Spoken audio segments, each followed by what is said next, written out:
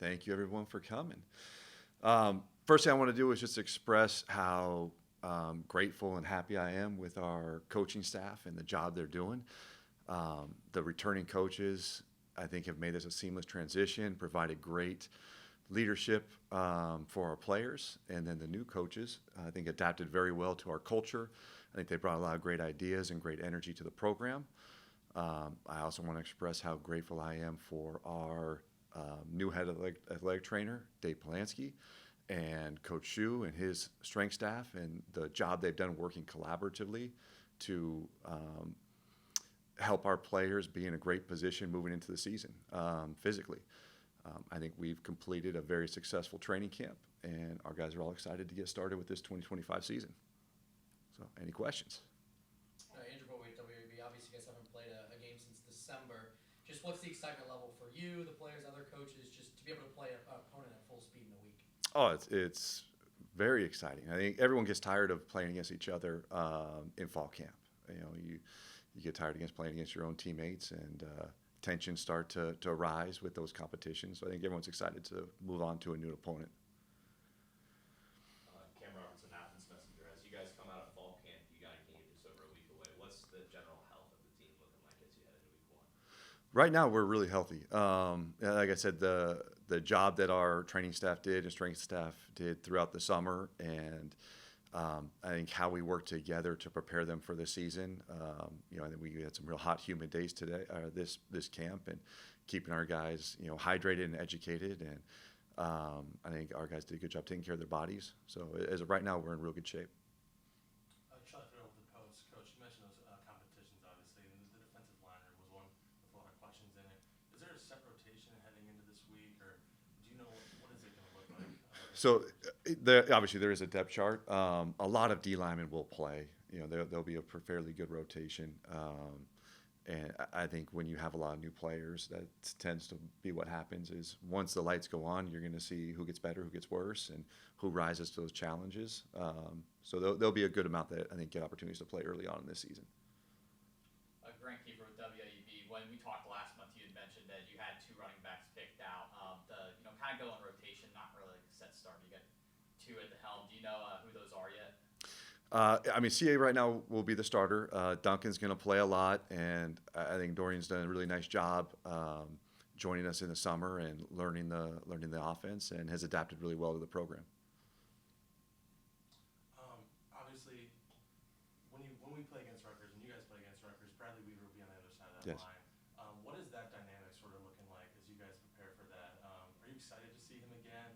How are you feeling about it? I'm excited to see Weave because I love him as a person. He was a joy to coach. He was a great player for us. So to see him, I'm definitely going to enjoy that. I love competing against him. I think he's a really good, talented player. So that obviously provides some challenges. But I hope that him and Shed get some opportunities to go against each other. And they've been battling for years since they've been here, and I think that'll be fun to see. Oh, and that's true with the post. Yeah. Coach, what's the message you're sending to your team heading into the first game against a non-conference opponent that you want them to take away and push themselves to?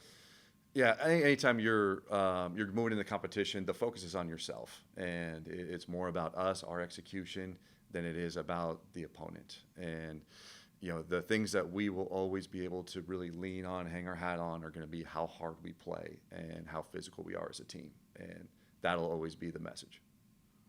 Yeah. What other challenges, aside from playing a pass rusher like Bradley Weaver, just what other challenges does Rutgers pose for you guys to face? Well, I mean, anytime you're playing a Power 4 opponent, they're going to have good personnel, good depth. It's an environment I have not played there before at Rutgers, so I'm assuming it's going to be fairly loud as an opener and as a night game. So we've been working on some of those things. And I think it's a cool historical place for our kids to get a chance to play, the birthplace of college football. I don't want to look too far ahead, but with the Thursday game, you get those extra couple days off heading into what's a really important game at home and for the season opener, or the home opener rather. Right. How nice is that to be able to have that extra little bit of pad to recover? Yeah, I think the scheduling worked out great, where they wanted to move the game up to get a little better TV exposure on a Thursday night. and gain a couple extra days to get our bodies back and a couple extra days to prep against West Virginia, I think is great.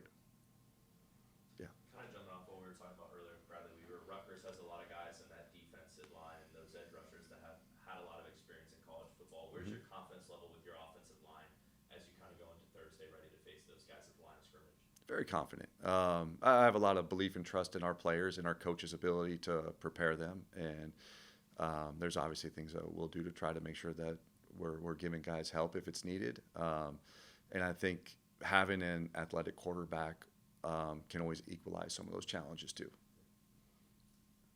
I know with the receiver room, you have, Rodney and Chase are proven, and then third wide receiver. But you have a very deep receiver room with a lot of names. Ian Q, Dom Dorber. You know who will get the majority of those third receiver snaps? Max Rodarte. He's had a great camp, and he's playing as good a football as any of those guys in that room right now. Yeah. Similar to the D-line, the linebacker room had a lot of questions going into it. What is the rotation going to look like there heading into week 1? Similar with D-line, you'll get a good group of guys that are going to play quite a bit. It's the same where, there's some new guys that I think have a lot of experience. There's some returning guys that haven't played as much in games. So you're going to see a good group. And same thing where when the lights go on, guys get better, guys get worse. I think that's a big part of that evaluation process. Yeah. Rutgers has shown that they have a lot of reliance on running the ball. Obviously, they lost Kyle Mononga to the NFL, but they return a lot of guys in that running back room. What are you guys going to be able to do to present a challenge to their offense in terms of stopping that run game? I think we have to tackle really well. I always think that's important. And then to really just play within what our schemes are and, trust each other. And with our defense, a lot of it is based on how hard we play. And that's why we've been successful these last few years on defense. I think that staff does a great job of really getting those guys to believe in each other, believe in the system, and play really, really hard.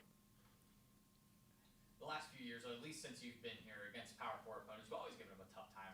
Right in it with Syracuse, beat Iowa State. For the guys that are still here who have had that experience, that certainly helps them and their confidence, right? I think the guys that are returners, they've been a part of a lot of wins within this program. So I think that they feel up to all the challenges and are excited to play against any opponent. Coach, talk a little bit about, you announced your 4 captains the other day. Can you talk a little bit about that process and the character of those 4 guys and the importance that they have on the team? Absolutely. So the process of it is it's a team vote. So we have the opportunity for all of the players on the team to kind of nominate themselves. So there's a form that they fill out that basically defines and describes how they feel like they qualify as being a leader or captain among the team. The ones that complete that process are basically put on a ballot. The team and the staff all get an opportunity to vote on players, and that's how it's selected. But it's always a good feeling when you feel like the players got it right in terms of who they chose, and I think they did a really nice job with that. 2 of them are returning captains, which I would say makes sense. And then the 2 new additions, DJ Walker, I think has grown a ton as a person within this last year, and his leadership and his maturity has grown a ton. And I've been very happy with that process with him and how he's taking on more of a leadership role within the team. And then Davion, his progress within the team just as a player has been really fun to be a part of. And, when I took over as a coordinator, he was someone that I would point out a ton through spring ball training camp as he was going through competitions of just becoming a starter and just really reinforcing how hard he played, how hard he would work, the commitment that he would have. And the qualities that he showed and how he played on the field, I think was really important. And then he's continued to progress after becoming a starter for a year within his leadership ability. And it's nice that the players all recognize that. Obviously, Parker Navarro now has a whole season of starting experience under his belt. For year 2 as the starter, where can he grow the most? You always want to grow in your decision making as a quarterback. That was something early in the season that I think were issues with him, and just how he took care of the ball, things like that. So for him not to regress there, because the second half of the season he was really, really good in how he made decisions, how he took care of the ball, and that was a huge part of his success. And I think some of our growth throughout the season too was myself just getting a little better feel of him, of what he was good at, how he can help the team with his abilities better. And I think I was able to call games better for him throughout the season than probably I was early in the season. So I think our connection, our trust has been important too. Yeah. Preseason NFL week 3 coming up, last one. You got the 3 guys from last year in the NFL. You've been able to talk to any of them. You've had any sort of message for them as they're all 3 trying to compete for roster spots. Check in from time to time. It's always fun to see the highlights of those guys and the success that they're having. Obviously Roman getting a pick 6 was huge, and that was a great moment for him. Just playing for a hometown team, I think is great, and getting a pick 6 isn't easy at any level. So to have that opportunity in the NFL is a great moment for him. So we were really excited for that. And I think Coleman's been doing great. He's getting a chance to return kicks. He's catching a lot of balls. And I was really happy to see Trey land over in Seattle and get another opportunity to continue his career. So, couldn't be more proud of those guys and what they did here, how they've helped the program, and the success that they're having. Okay, anything else? Since the last time we talked, there was obviously a big change within the university with Julie Cromer leaving. Just what was your reaction to that news? Yeah, I had a chance to hear it directly from her. I guess I wasn't necessarily surprised, because I think that she's extremely talented at what she does and has had a lot of success since she's been here. So the fact that she had opportunities really was not that surprising to me. So I definitely wish her the best, and I know she's going to do great wherever she is. And I think she's been great for our program. And I have a lot of faith in our president that she's going to continue to hire great people.